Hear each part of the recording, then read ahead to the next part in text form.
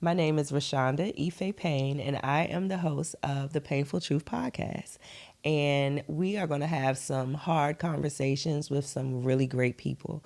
My purpose for this platform is to create a safe space for people, for good people to have hard conversations, a place where we can walk through our trials and tribulations to the other side of light and love. So I'm so thankful for all of you joining me today, and we're going to get into some great conversations.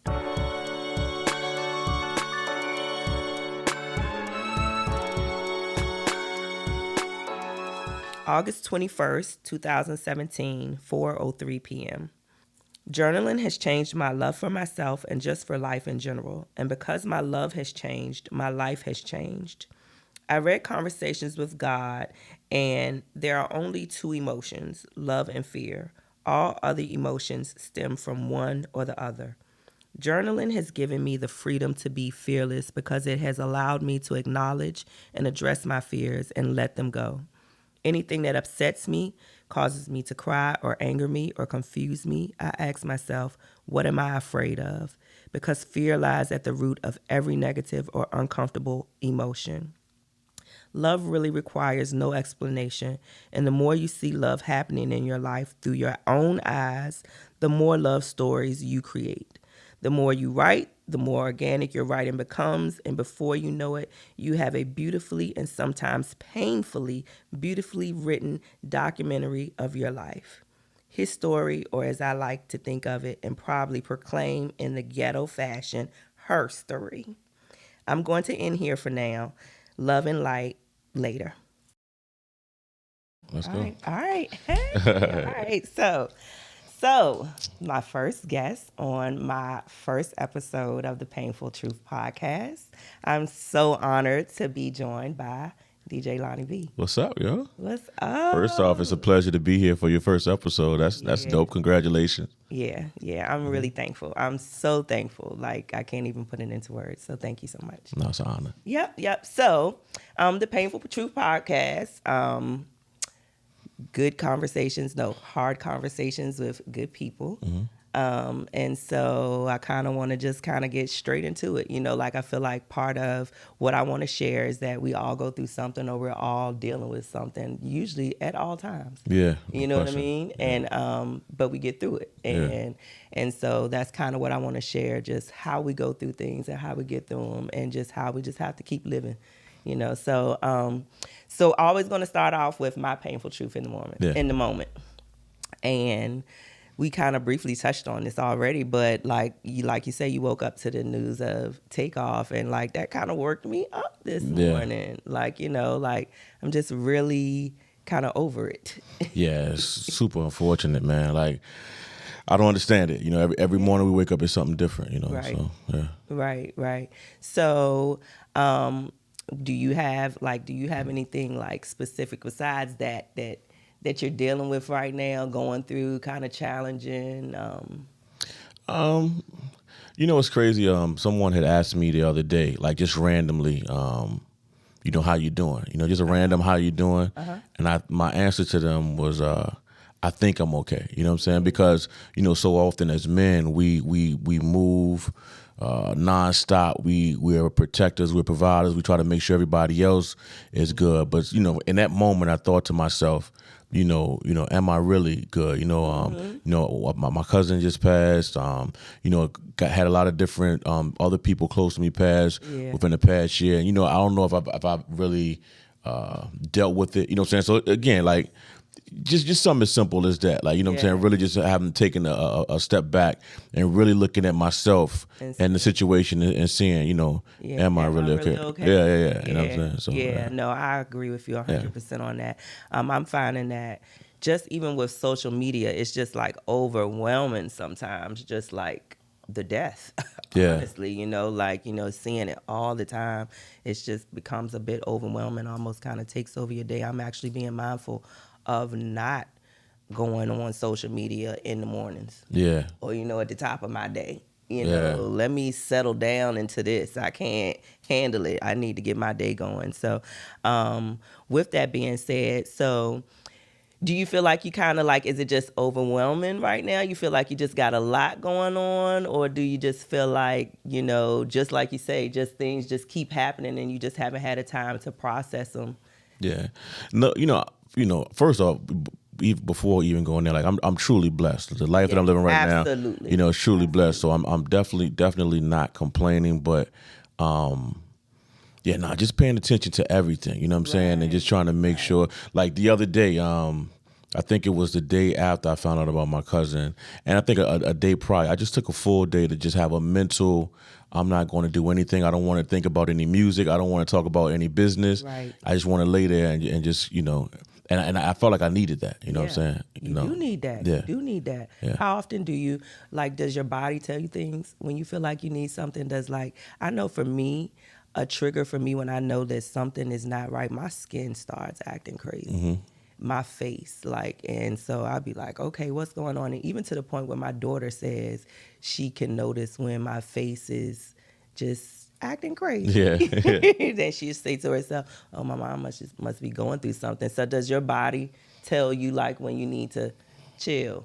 I think it's more my mind, you know what I'm saying? My mind is just like, yo, your brain. You needed my brain. My brain told me I need to just need to relax, and another person that's on me a lot about that is my mother. My mother, she's watched me hustle all my life, and as excited as she is to watch me accomplish the things that I've accomplished in life, she also sees that sometimes I'm going super hard. Every time she looks, I'm doing this party, I'm on this plane, I'm doing this. So she constantly reminds me, son, take your time, rest. So when she'll call me and I'll tell her that I'm resting for the day, she said, I'm glad to hear that. You know what I'm saying? So absolutely, yeah. absolutely. So let's get into some of the painful truths of being a DJ, a celebrity DJ. A celebrity DJ. I don't know what that is. Family life. What is that like? What is the challenge that you face with having the type of lifestyle you have and the balance of family?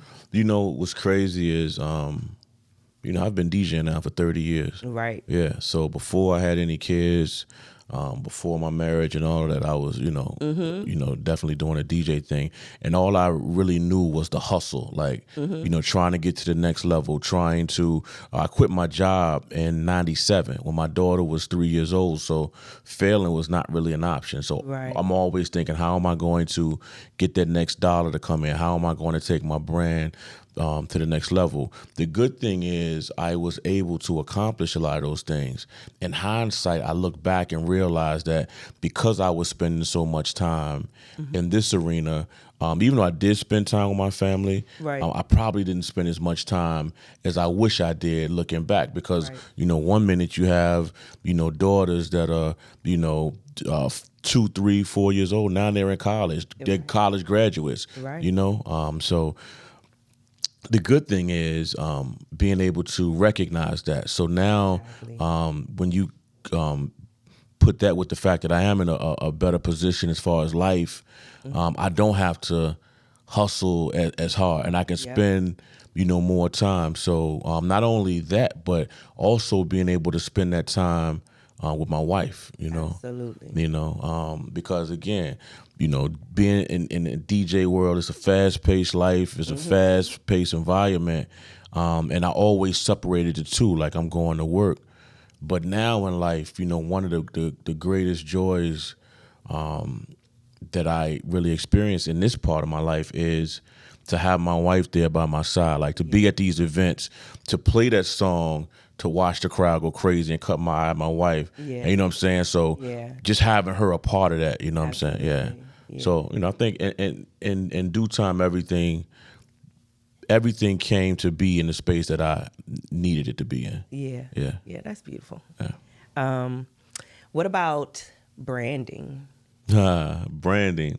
I've always loved branding and creativity. My friends, they get on me a lot because I have a million ideas, and some of my ideas, I come up with the ideas, but the execution of them is always like my weakness. But as of lately, I just rebranded the Lonnie B logo, so I'm excited about that. I have my own internet radio space. I've been working on that for the past 5 or 6 years, and I really working on branding that, as well as putting my family in position. My wife has her own, her own initiative called Black Girl Lost, where it's like a woman empowerment situation where women share their journeys in life, and it can inspire somebody or show somebody that, you know what, you're in a space where you might not feel like there's no light at the end of the tunnel, but I was there. Let me show you share my story with you. You know what I'm saying? So that's what she's doing. Of course, my daughter Aaliyah DJs. Yeah. My daughter Alexis sings. So helping the family build their brands and, trying to maintain mine as well. Of course, I can't forget all the noise, building that. Yeah. Of course not. Yeah. I want to piggyback on something you said. You said you had a job. Where did you work? Oh, gosh. So I've worked, honestly, I've worked 10 jobs in my life. Really? Yeah. I worked at Kmart. Wow. I worked at Piccadilly, Virginia Housing Authority. Wow. City Hall. It was so many other different places. I remember one time I used to sit in the parking lot, and you know how they have the parking spaces that say you can only be there for 2 hours? Yeah. I was the dude that used to have the clock time. Yeah. So parking lot mom. Yeah, but the last job that I had was working at City Hall. It was ill because early in my career I was making good money being a DJ, and things slowed up. At this time, when the money was good, I moved out, and me and Danger Mouth were roommates. Okay. St. John's Wood, I'll never forget. The DJ money slowed up, and I couldn't pay my part of the bills. So eventually, I ended up having to move back home with my mom. And during that time, that felt like one of the biggest failures of my life, to not be able to do that. But because of that, he was able to give me a job with him down at City Hall. So we started working at City Hall together. Okay. Yeah. Move back in? No. I moved back here with my girl at that point. But that was a defining moment for me as well, because I worked there for a while. And when it was time for everybody to get raises, everybody raise was so much higher than mine. And when I asked, the person in charge, why was that? They told me because everybody else went to college. Oh. Yeah, and I didn't go to college, and so I looked at that. I felt. We're scanning papers. Like, it's not like they're doing anything that was, rocket science or any of that stuff. So that was the moment where I said, well, how many parties do I have to DJ to make this amount of money that these people are paying me, so I can tell them that I'm not going to, do this anymore. Yeah, and when I left, I haven't worked a regular job since I've DJed. That's right. Yeah. No, that's right. So you weren't able, so when you did leave that job, because I feel like that's a painful truth. That's a powerful, painful truth, Mm-hmm. So when you did leave that job, were you able to cover your bills, or you were just you were doing just enough to cover your bills, and you knew what you needed to add in place in order to comfortably live? No, in any type of situation where you're an entrepreneur, there's ups and downs. So, by the grace of God, though, it never became overwhelming. Like, there might have been a time or two where I was waiting for a check, so the bills got paid a little later than normal, but it was never a situation. I never found myself in a situation after leaving that job where am I going to get this money? I don't remember having to ask to borrow any money from anybody. You know what I'm saying? Yeah, that's a blessing. Yeah. So being a DJ and being self-employed, an entrepreneur,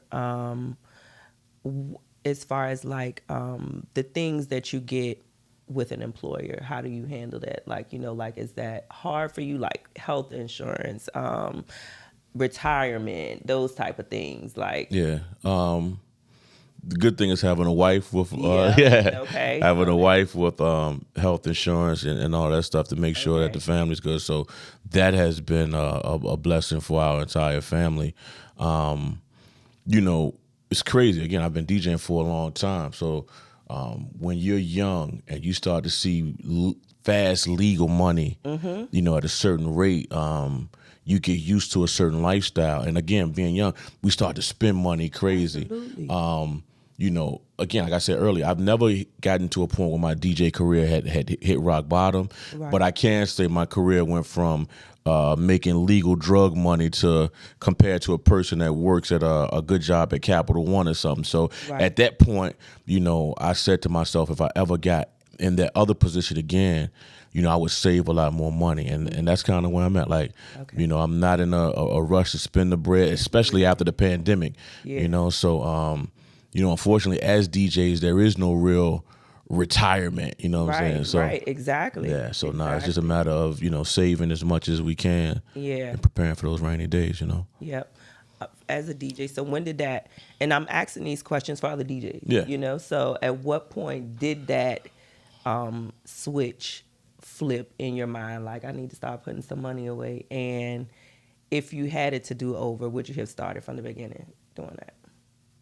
Or would you still have kind of enjoyed it when you're young, and yeah, I would have enjoyed it, and I think everything in life is a lesson. I think going through the things that I went through helped put me and make me the person that I am right now in this situation. So I don't know if I would have changed it. As far as DJ, especially in this day and time, like I was blessed enough to come up in a time frame when there wasn't so many DJs. So the market wasn't as saturated. Now there's so many DJs that promoters, club owners, they feel like, why am I going to pay you this much money when I can get, DJ such and such for, $75, $100. Right. You know what I'm saying? And to that DJ, no disrespect to him, but to him, it's just like a side hustle because more than likely he has a regular job. So to be able to make an extra $100 or $150 is a plus to him versus those DJs who are 100% full-time DJs and they do it for a living. Right. So I think, unfortunately, most DJs will find themselves in situations where they'll see that I was making this amount of money, I'm not making that much, and I don't know if I will ever make it again. So I think that'll force them to, be mindful of how they spend bread. Right. Yeah. Yep. Let's see. So, I've noticed that you've been doing a little more traveling. Yeah. And things. Yeah. So how is that for you? Because I know for so long you didn't. So didn't what? Didn't travel or didn't fly? Didn't fly. I thought because that's so. The funniest thing about that is, I used to travel with mad skills. I was his hype man. I hated flying, but in order to get to some of these places, I had to get on planes. So I dealt with it.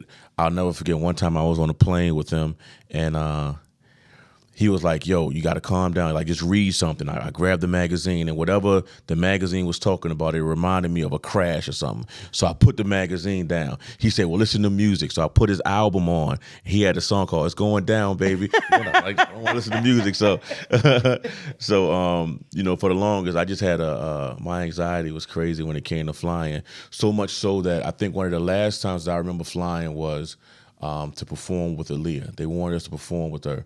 And it was that we didn't have enough time to drive or do whatever. So if I wanted to perform, I had to fly. So we flew to New York. We did the performance with Aaliyah. And then she ended up passing on the plane. You know what I'm saying? And then 9/11 happened, all those other things. So after that point, I was done. I didn't want to fly again. And I think it was probably almost 10 years. And my wife booked a flight for us to go to Miami. I didn't know she booked the flight.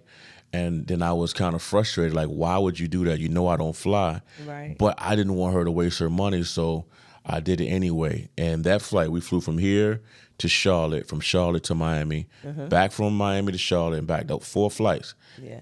At that point, I realized it was nothing. Like, I was making it way more than what it was. And ever since, like, we've been good. We've been good. Like, we've flown somewhere every month this year. Oh. Yeah. Matter of fact, we're about to go to the Dominican Republic right now. So. Oh, that's right. Yeah.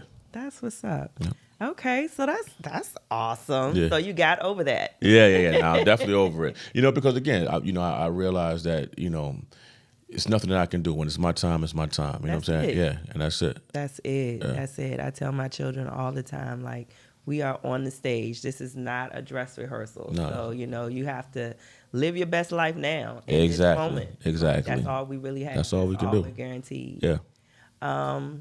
Let's see. So what do you do when you do find yourself, besides resting? Do you have like any routine? Like, do you have like a morning routine or anything?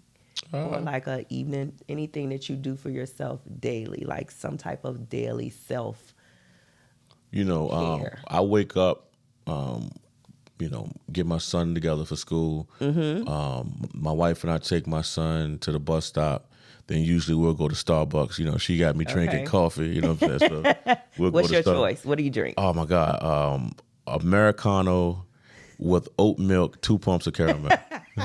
Cinnamon Fancy, yeah. 6 pumps, extra whip. See, look, yeah, see, so you know that life. So Yes. it's that and crazy enough, I just love to organize. So one of the things that I find peace in is organizing. And I usually lean toward organizing music, but anything, like I'll find myself if I'm at a stoplight and there's change in my thing, I'll just grab it and separate, you know what I'm saying, stuff. Yeah. So for me, it's just organizing anything just brings you peace. That's why I said if I wasn't a DJ, I'd probably make a great employee at the post office, organizing mail or something, you know what I mean? Yeah. So if you weren't a DJ, what do you think you would do? What would have been your second career if you weren't a DJ? Like, are you passionate about anything else other than DJing? I love photography. Okay. I think more than anything though, early on in my career, and even so much now, I would have loved to had been a teacher, not so much to teach, but I remember the influence people like Mr. Bonaparte had on. So to be able to be that person that could impact a person's life, forever. Yeah. So that's one of the things that, and I don't have to be a teacher to do that. I still, whenever I have time, what I'm saying, do that now, try to encourage people and inspire people to, follow their heart in most situations. Yeah. Yeah. That's dope. Yeah. Let me see. Do you have any regrets? Do you feel like you have any regrets? Any regrets? And if you do, what would be your top one? Like anything that kind of, I ain't gonna say keeps you up at night, but that you revisit. Like, let me tell you one of my regrets, and it was crazy. It was something that I said I never wanted to regret, so I wanted to do it before I regretted it, and I didn't do it, and now I regret it a little bit, not a whole lot. Was pursuing my rap career. I was gonna bring that up. Yeah. The rap career next. Yeah, pursuing my rap career. Because I felt like I was pretty good at it. But here's a harsh reality that I definitely had to realize. I think there's a big difference between a great rapper and a songwriter. Gotcha. I was a great rapper. And I think in most situations, if there was another rapper that had a song, a chorus, and they told me, this is what I want you to write the song about, I was good in those situations. But if you gave me the opportunity to just write a full album by myself, I don't know how successful that would have been, just being honest with myself. Okay. I was more of a, put me on the radio, I'm going to spit some bars, people will, ooh and ah because of, the wordplay. Right. Yeah, but it's a difference. My opinion, Joe Dozier was probably one of the best songwriters that I ever heard from this area. Yeah, Okay. because, he was definitely good at putting together records. Yeah. Definitely. Let's talk about that. Let's talk about the painful truth about our little struggle. I'm not going to say struggling, but the challenge is just our music. Sing. Yes, has faced and still I feel like what is I'll never forget years ago when my sister Tasha and them were rapping and we had brung TJ here. TJ DJ. Yep. I know who he is. And he said that the biggest problem was that the locals did not support the artists. He said, it's hard for you to convince somewhere else to support you when your own people don't support you. Do you feel like that is kind of what the issue has been, or do you feel like it's something bigger than that? Nah, I think people, in my opinion, I think if something is good and something is dope, people will support it. I think, unfortunately, we all at some point, and some people still do, feel entitled, feel because I am from here, that people from here need to support what I'm doing versus wanting people to support you because the music is good. Right. Again, as an artist, I remember times when, I would have spent maybe 10,000 on the certain tracks and saying this is going to be the song that's going to change my life. Right. And in hindsight, I'm like, I'm so glad the people that had the money didn't buy that track.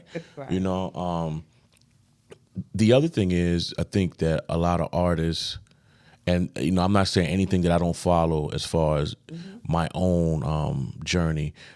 They need to focus more on who is supporting you versus who's not supporting you. I see way more people talk about, you know, the city doesn't support me, this person doesn't support me, y'all didn't come to this, y'all didn't come to that, versus I appreciate you for coming out. You know, when All the Noise first started, it was 80 people there. Right. You know, I never even thought that it would get to the point of where it was. And even throughout it, you know, some of them may have been bigger than others. But I never looked around and said, you know, people don't support this, or calling people, why weren't you there? Right. Nobody, you know, live by the saying, nobody owes me anything. Absolutely. So I'm grateful for the people that were there. So I think that is one thing that I share with a lot of artists. I wish a lot of them would, you know, take heed of that, because again, if you water the 4 or 5 people, the 10 people that support you, they're going to be riding around listening to your stuff, and one day be in the car, and then that 10 is going to turn to 13. Absolutely. That 13 is going to turn into 25, and you can't be in a rush. I've been DJing for 30 plus years. Yeah. And at this point in my life, I'm living the most successful days of my DJ career. Imagine if I would have got frustrated when things weren't going away and quit and walked away from it. Right. You got to keep pushing it. So yeah, that's the one thing. And the other thing is, it's a new day. You know, I hear a lot of artists, and I totally understand their frustration. A lot of them want to hear their music played on the radio, and you know, so I've definitely dealt with a lot of some artists want to listen to the things I have to tell them. Right. Some artists, you know, get mad, and you know, because their records aren't played, and you know, I don't take it personal. I get it, because again, when you're passionate about your music, you want to hear it heard. Unfortunately, you can benefit so much more from utilizing your own social media platforms. Absolutely. You know what I'm saying? If I was an artist right now, instead of me worrying about getting my record played on the radio, I would approach my entire rap career like a reality show. Absolutely. I would when somebody give me a beat tape, I'll go live.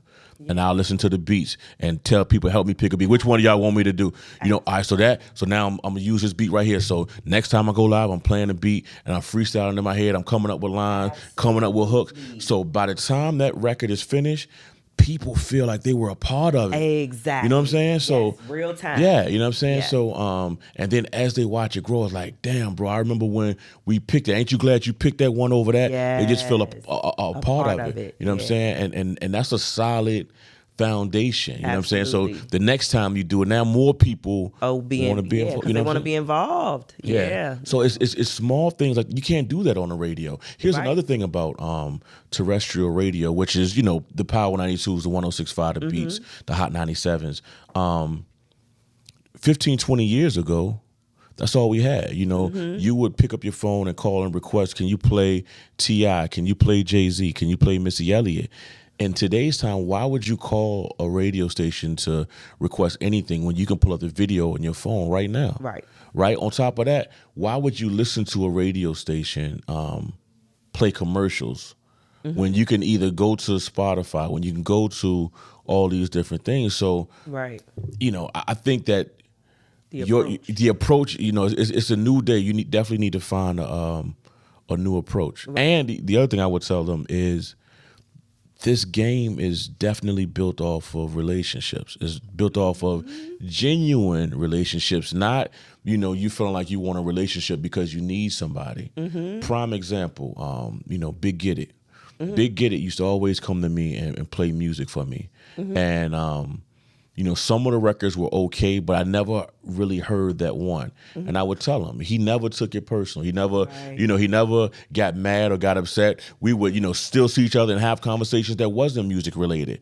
One day, DJ Foot was on the radio and he played Disco Ballin'. And I was listening to it and I called him. I said, bro, that's the one. Yeah. You know what I'm saying? And he respected it and appreciated it so much more. Imagine someone telling you over and over again that these records are cool, and then you find, and it's just my opinion, Yeah. but to get that call and say, bro, like, no, Yeah, this is that's the one. Like, this is that the one. does it for Yeah, you. you know what I'm saying? Yeah. You respect it so much more versus people that are just yes men that'll just play your records or come to you and say, pay me some money and I'll do it. Yeah. Yeah. So. Yeah. Okay. So what is the difference between traditional 92.1 and what is spin 100? Yeah. 100. Yep. Terrestrial radio is the type of radio that, there's antennas that you can kind of pick up the signal while you're in your car. What made that so much more valuable than internet radio years ago is because, for the most part, internet radio, you would listen to it on your computer. Right.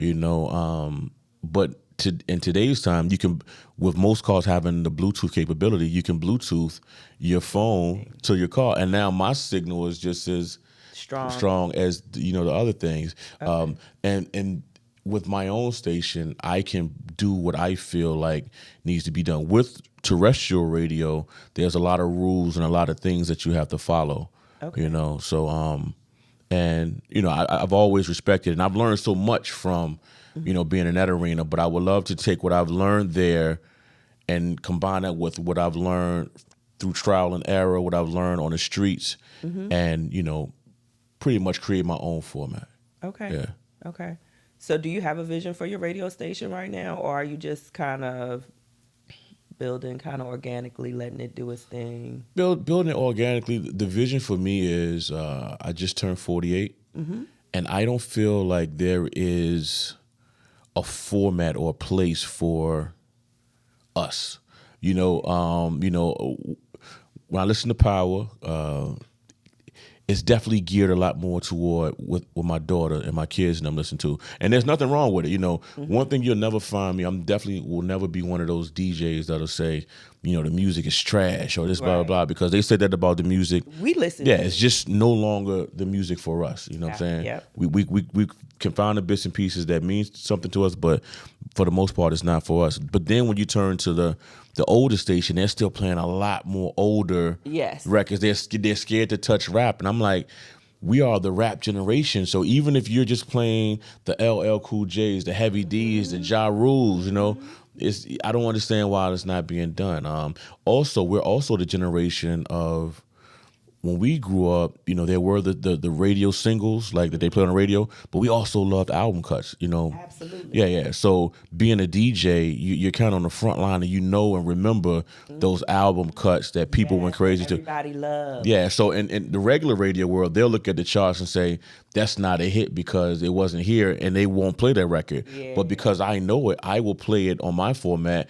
and it'll, spark those memories like, oh my God, I haven't heard this record. Yeah, exactly. Exactly. That's what's up. Okay, so do you have anything, are you embarking on any new ventures right now? Like, what's bringing you joy right now? What is bringing joy to your life right now?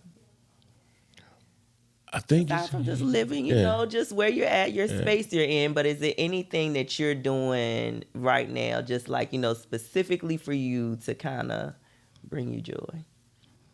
I understand that nothing lasts forever, right? But to wake up and know that my kids are good, to wake up and know that my mom is good, to wake up and know that, it's ill. I wanted to go to college. My mom couldn't afford to send me to college. And the fact that I've paid for one daughter to go to college and I'm paying for another one, all off of DJ money, you know what I'm saying? And it's like, never in a million years when I first started, I think that I would, be in this space. So to embrace this moment, and understand, like I said, it's not going to last forever, but because I'm in it right now, that definitely brings me peace. You know what I'm saying? Yeah. Let's see. You got any questions for me? Anything you want to ask me? Let me see. So what's your vision for your podcast? My vision for my podcast is just a safe space for people to have conversations or say things that they wouldn't necessarily say on their social media, on their regular platforms, just a comfortable space for you to kind of be yourself and have a conversation. Like I don't know for sure, but like you were saying about the traditional radio. Yeah. You know what I'm saying? You don't necessarily have an opportunity to speak about that. Yeah, You know what I mean? yeah, facts. Yeah. So just I want to be able to create a space where people can feel comfortable knowing they can say what they mean. And mean what they say, and it's no judgment. It's but also so people can see the other side of things. I just think that it's a lot of fluff, a lot of smoke and mirrors right now. Yeah. And so we don't get to see the real. Yeah. And everybody is definitely going through something. Like you say, we both woke up to some news that both affected us that didn't really affect us, but we know it's some people out there that is really, taking them down, breaking them down, and to know that, you see people, like I say, on social media all the time, you see people going through that, and then at the same time, you see the joy that they're experiencing. I'm not going to mention her name, but a Facebook friend of mine just recently lost her son. Oh, no. But she just recently also opened up some businesses, and so, she's been celebrating, and then, we have to witness her go through this as well. And I think sometimes we're kind of, when you are building a platform on social media, you kind of are forced to put out all of that, and you're also forced to put out that bad too, just because you can't disappear. Yeah. And that's challenging. You know what I mean? Yeah. Because you have to put on this front, but at home you're really going through something. You know what I mean? So I just wanted to create a safe space for people to say, you know what, no, I'm gonna sit this out on the table. Yeah. So everybody can know what I'm going through. But I think that's really important because, in the social media world, we've been trained and programmed that everything is supposed to be perfect. Right. Every selfie, every caption, everything is supposed to be perfect. And there is no space for imperfection. There is no space for... Right. So what happens is once you use this platform for people to come here and take their mask off, it makes other people feel just as comfortable to do, the same thing. Exactly. And especially for our babies. Yeah. You know what I mean? Like they have these unrealistic expectations. And, I was telling a client, so, I cut hair for a living. Mm-hmm. And so I was cutting a guy's hair and we were talking about bullying. And I was saying, up until recently, and again on Facebook, you see young children committing suicide from being bullied or whatever. Yeah. But it wasn't until recently somebody, and I know someone who's related to maybe, I think he might have been like 8 or 9 years old, and he just killed himself, And like there's somebody that I can touch his peoples and say, I'm really sorry, you know what I mean? But that just really shook me. It's just like, because again, it has to be because of the expectations. Like, where are you getting bullied at? Yeah. Are you getting bullied at school? Are you getting bullied online? Mm-hmm. A lot of them is online, and just to think that has so much control. Yeah. I just feel like we just need some real. So we need some real. Goal. Yeah. Well, you know what? Since we're talking about that, and I think one of the things that we talked about when we initially had this conversation was I was going to talk about something that I've never talked about. What can I talk about that I've never talked about publicly? And after everything that happened with the offset, I think this might be the perfect time. Okay. Probably in 2010, I was DJing in the Q Club, and the Q Club, I think the night was over. I grabbed my backpack and I was walking through the crowd about to leave. One thing about me is I don't care who you are. If I ever catch eye contact with you, I'm going to speak. You know what I'm saying? Absolutely. That's just me. You know what I'm saying? So I spoke to this guy, and I was like, what's up? What's up, my nigga? You know what I mean? Yeah. And he said, what you say? I said, what's up, man? I was just, I was speaking. He said, I don't know you. Oh. I was like, okay, cool. And I just kept walking. As soon as I walked past him, he hit me in the back of my head. And then they jumped me. So a bunch of guys jumped me. Now, what you got to understand is 2010, I'm definitely in the prime of being Lonnie B. And I'm Lonnie B in Southside. Mm-hmm. And I'm thinking to myself, how did this happen to me? And, how can this happen to me? So my ego, my ego was... Yes. Was definitely bruised, and I was because there was no physical, damage done. It was more my ego. So at that point, I'm on the phone. And I'm talking to a lot of people that's in my camp. I'm sharing to them what happened. Now, of course, you know what's happening now. Everybody is riled up, ready to go do something. Well, something clicked in my head. I watched a lot of First 48. Right. You know what I'm saying? And that was kind of a crossroad where either I'm going to be a real man or I'm going to be a real nigga. And I had to, decide which way I wanted to go. The unfortunate part was, I would keep it a stack. My brother was, real upset about the situation. And I thought to myself, how would I feel if my brother came back and said, I got him, or I did whatever, knowing that now his life is going to be over. You know what I'm saying? So at that point, I realized that none of that stuff was worth it. Or I could have did it myself. I could have took it upon myself to do something. Right. But instead, I looked at it for what it was. Later on, come to find out, the dude didn't know who I was. So when he found out who I was, he tried to get in contact with me and was very apologetic, right? Yeah. So I share that story to say, if I would have did what most people expected me to do, Yep. I would have been in jail when I found out I had cancer. My daughter never would have learned how to DJ. I wouldn't have been there to see my daughter graduate from college. Right. My son never would have been born. Right. You know what I'm saying? So taking 1 second to, think about it instead of acting off of ego or acting off emotion is the reason I'm sitting here in front of you now. And it didn't make me no less of a man. Absolutely. I think it actually probably made me more of a man. Absolutely. You know what I'm saying, to do that. So, I thought it might be important to share that, because who knows when somebody else will find themselves in that situation. And yeah, so I think that's very important. Ego versus spirit. Yeah. So now that was a real dark time for me, because again, I'm like, how did this happen to me right here in my own neighborhood, exactly, in my own stomping ground? Yeah. And the thing is, now I feel like aggressions are higher now. Yeah. Tensions are higher now. So I think it's very valuable for you to share that, because a lot of people, I think, their egos are easily bruised, especially again in this era where the perception of what things are.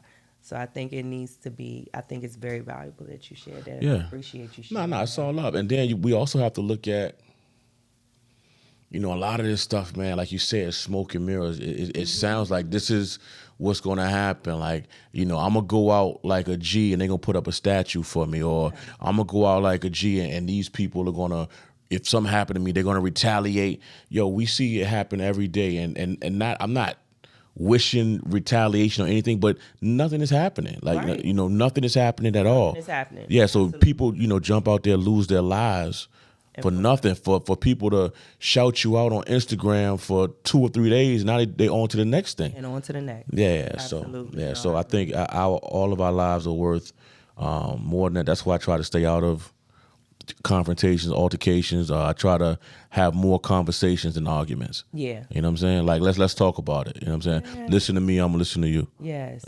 absolutely. Yeah. Yeah. Well, I think we're about ready to wrap it up. Okay. This has been great. I am so thankful. Like, you just don't even understand how thankful I am for this. I'm honored to be here. We go way back. Like, yes, when I first started DJing, JL Francis, like, that's the beginning. So for us to be here this many years later, still doing it, it's truly a blessing. I'm so thankful. Yeah. Like, I'm really, I can't even put it into words. Like, I don't want to get emotional. So I just want to thank. Anything you want to share with the people? Anything you got coming up? Anything new to expect in 2023? I don't know. Just follow me at DJ Lonnie B on Instagram, Facebook, all of that stuff, and I'm sure I'll be talking about it eventually. But I just want to continue to be happy. My happiness and my peace is so much more valuable than the success. You know what I'm saying? Like, so as long as I can find happiness and peace in whatever situation it is, I'm good. I'm good. Yeah. All right. Well, thank you so much. It's my pleasure. And I don't know how to wrap it up. So this has been the first episode of the Payne Full Truth Podcast, and we will see you back here in a couple weeks with some brand new content. And I just want to thank you all for joining me. And light and love, always, always.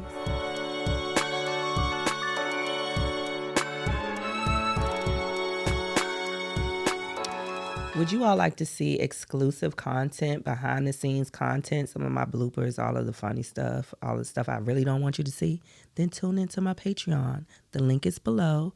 Enjoy the show.